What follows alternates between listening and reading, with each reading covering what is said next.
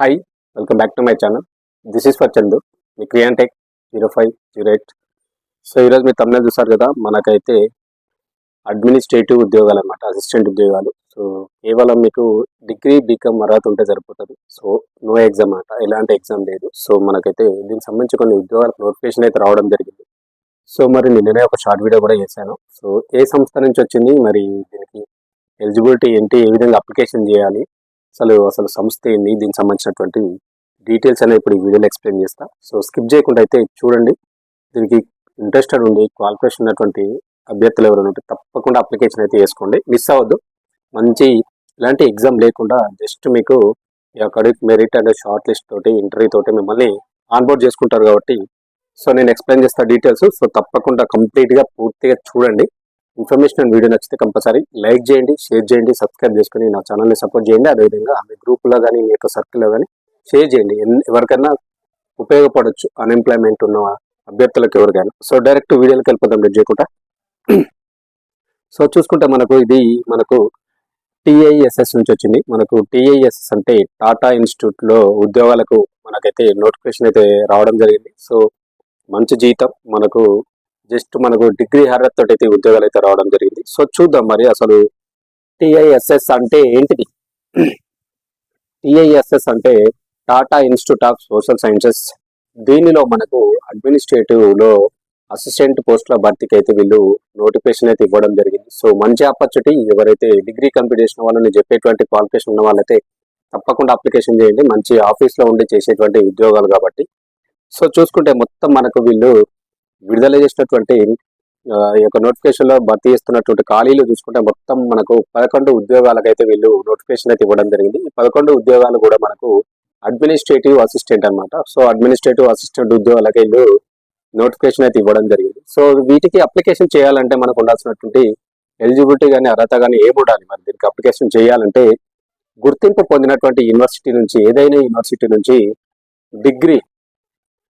Degree ఒకటి ఉండాలి. అదే లేదనుకుంటే ఎంకామ్ చేసి ఉండాలి, లేదనుకుంటే డిగ్రీ అన్నా ఎంకామ్ అన్నా పూర్తి చేసి ఉండాలి, లేదనుకుంటే హెచ్ఆర్, అడ్మినిస్ట్రేటివ్, ఫైనాన్స్ మరియు అకౌంట్స్, అకాడమిక్, పర్చేజ్ వీటి రంగాల్లో పాఠశాల రంగంలో 2 ఏళ్ల సెక్రటేరియట్ పని అనుభవం కూడా ఉండాలి.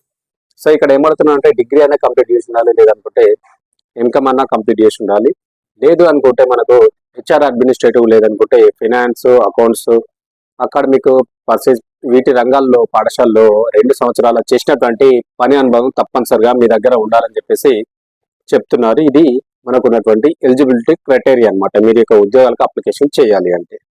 సో ఏజ్ విషయానికి వస్తే గరిష్టంగా వయో పరిమితి మనకి ఎంతవరకు ఉండొచ్చు, ఎవరు అప్లికేషన్ చేసుకోవచ్చు అంటే మీకు 30 సంవత్సరాలు 35 ఇయర్స్ వరకు అయితే మీకు ఏజ్ ఉండొచ్చు.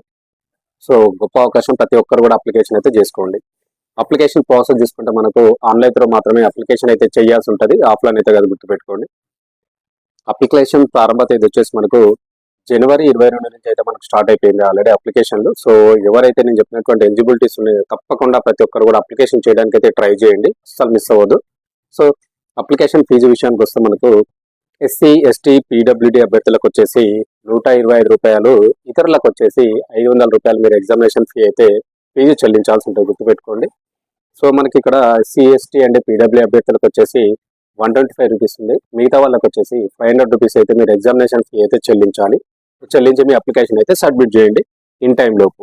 సో మరి చూద్దాం మరి చివరి తేదీ ఇప్పుడు ఉంది, లాస్ట్ డేట్ ఈ యొక్క ఉద్యోగాలకు అప్లికేషన్ చేయాలి అంటే ఫిబ్రవరి 8వ తారీఖు మనకు చివరి తేదీ ఈ యొక్క ఉద్యోగాలకు అప్లికేషన్ చేయడానికి. సో తప్పకుండా ప్రతి ఒక్కరు అప్లికేషన్ చేయండి, ఇంకొక ఫ్యూ డేస్ లెఫ్ట్ అనమాట. సో తప్పకుండా ప్రయత్నం అయితే చేయండి అప్లికేషన్ చేయడానికి.